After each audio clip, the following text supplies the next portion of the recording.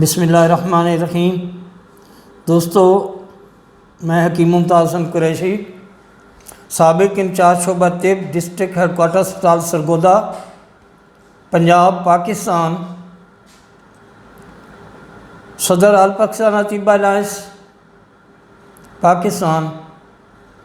دوستو، میرے یہ چینل آپ دوستوں کی رہنمائی کے لیے، نہ صرف حکماء کی رہنمائی کے لیے بلکہ پوری دنیا کے لوگوں کے لیے میں یہ کوشش کر رہا ہوں کہ آپ لوگوں تک طب اور طبیب کی جو اہمیت ہے اس کو اجاگر کر سکوں اور اپنی قوم کو، انسانیت کو بیماریوں سے محفوظ کر رکھ سکوں۔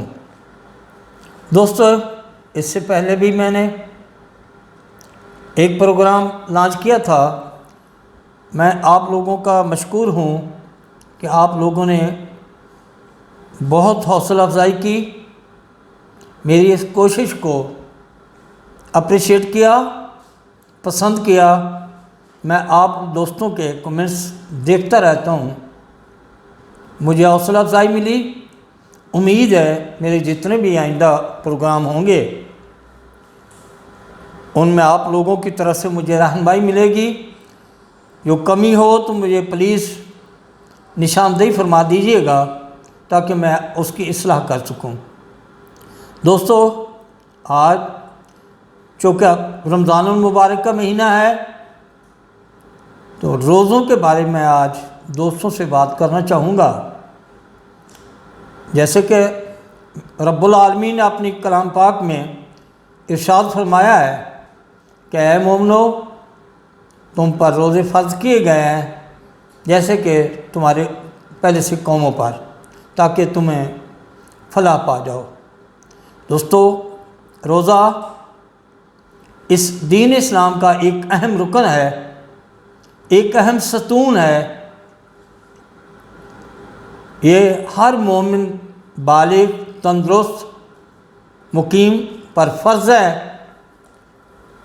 اس کو چھوڑنا دین اسلام کے ایک رکن سے روگردانی ہے، اعراض ہے، یا دوسرے لفظوں میں انکار ہے۔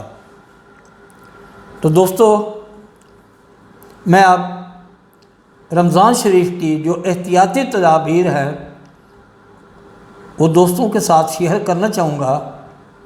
دوستو، سب سے زیادہ ابتدا یہ ہوتی ہے کہ ہم صبح سحری کرتے ہیں، شام تک مومن نے کوئی چیز کھانی پینی نہیں ہوتی۔ جیسے ہی صبح صادق ہوتی ہے تو مومن اپنا ہاتھ کھینچ لیتا ہے اور سارا دن بھوک اور پیاس کو سہتا ہے، کیونکہ یہ روزہ اللہ کی رضا کے لیے ہے تو اس کا بدلہ بھی اللہ نے دینا ہے۔ اور اللہ رب العزت نے جنت کے ایک دروازہ جسے باب الریان کہتے ہیں وہ روزے داروں کے لیے وقف کر رکھا ہے، اس میں صرف روزے دار ہی گزریں گے۔ تو دوستو، اس کا ثواب بھی اللہ نے دینا ہے، تو یہ روزے اللہ کی رضا کے لیے ہمیں رکھنے چاہیے۔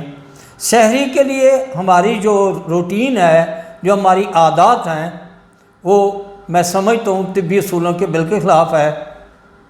دوستو، جو صحیح رہنمائی ہے وہ ہے کہ اگر جب ہم نے سحری کھانی ہے تو اس سے پہلے ہم ضرورت کے مطابق پانی پی لیں، اور سب سے بہتر ہے کہ دودھ لازمی پیا جائے۔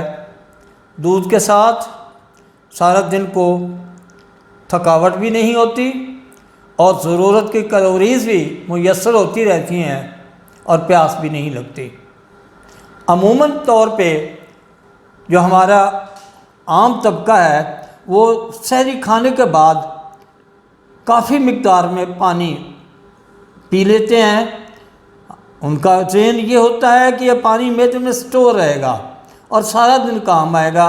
دوستو، یہ بہت بڑی غلط فہمی ہے۔ وہ پانی چند لمحوں کے بعد خوراک کو خراب کرتے ہوئے معدے سے پاس ہو جاتا ہے اور وہ خون میں شامل ہو کر گردوں پہ برڈن بنتا ہے اور پیشاب زیادہ مقدار میں آ جاتا ہے۔ تو یہ صبح 9-10 بجے سے پہلے وہ پانی سارا ہمارے خون سے نکل جاتا ہے۔ تو دوستو اس کا ایک نقصان یہ ہے کہ روٹی کو ہضم کرنے کے لیے جو معدے میں لعاب دہن اللہ تعالیٰ نے پیدا کر رکھا ہے وہ جتنا مضبوط ہوگا، پاکیزہ ہوگا، طاقتور ہوگا، اتنا ہی ہمارا نظام ہضم بہتر ہوگا، ہماری خوراک وہ جذب ہوگی، ہضم ہوگی اور اس سے بہترین خون پیدا ہوگا، اور جب خون پیدا ہوگا، اچھا خون پیدا ہوگا تو جسم میں انرجی بھی میسر آئے گی۔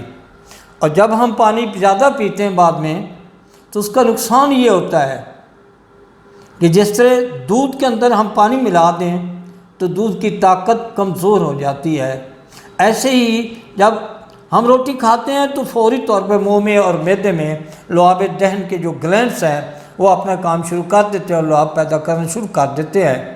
تو جب ہم درمیان میں یا بعد میں پانی پیتے ہیں وہ لعاب دہن ہمارا ڈائیلوٹ ہو جاتا ہے، پتلا ہو جاتا ہے، اس کے پتلا ہونے سے اس کی جو ہاضمے کی قوت ہے وہ کمزور ہو جاتی ہے، وہ نظام ہضم صحیح نہیں کرتا، ہضم نہیں ہوتی صحیح اور جزء بدن نہیں بنتی۔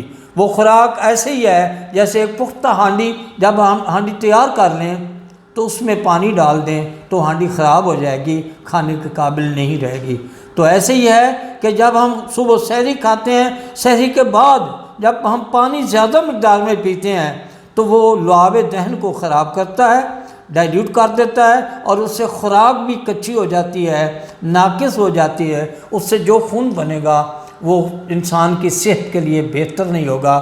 تو سب سے بہتر یہ ہے کہ ہم سحری کھانے سے پہلے ضرورت کے مطابق پانی پئیں، ضرورت سے زیادہ پئیں گے تو وہ گھٹنوں پہ برڈن بنے گا اور پیشاب بن کے بار بار پیشاب کی حرکت شروع ہو جائے گی اور وہ وضو بھی ٹوٹ جائے گا، انسان کو تکلیف زیادہ ہوگی۔ تو ضرورت کے مطابق پانی پئیں اور 1 گلاس کم از کم دودھ لازمی استعمال کریں، اس سے آپ کو پیاس بھی نہیں لگے گی اور کلوریز بھی پوری ہوگی۔ اور اس کے بعد آپ سحری کھائیں، تھوڑے سے زیادہ سالن استعمال نہیں کرنا، گھی شکر استعمال کر سکتے ہیں، دودھ کے ساتھ بھی آپ روٹی ہضم کر سکتے ہیں، اور آخر میں اگر چاہیں تو 1 کپ چائے کا بعد میں پی لیں تاکہ جسم معدہ جو ہے وہ اور گرم ہو جائے اور لعاب دہن زیادہ مقدار میں پیے۔ اور اس کے بعد سارا دن مومن نے کچھ نہیں کھانا پینا۔ جب ہم سحری افطاری کرتے ہیں تو افطاری میں ہم ایک اور طبی اصول کا جنازہ نکال دیتے ہیں۔ یاد رکھیں معدہ خالی ہوتا ہے، جب بھی ہم کوئی چیز استعمال کریں گے عمومی طور پہ ہم شربت استعمال کرتے ہیں اور کافی مقدار میں شربت پی جاتے ہیں تو وہ فوری طور پر معدے میں جا کر خون میں جا کر جسم کی حرارت کو کمزور کر دیتا ہے، کم کر دیتا ہے، جس سے انسان کے اعصاب نڈھال ہو جاتے ہیں اور اس میں اعصابی طور پہ عضلاتی طور پہ کمزوری آ جاتی ہے۔ تو دوستو افطاری کے لیے بہترین طریقہ یہ ہے کہ آپ کھجور کے ساتھ افطاری کریں اور تھوڑی مقدار میں پانی پی لیں۔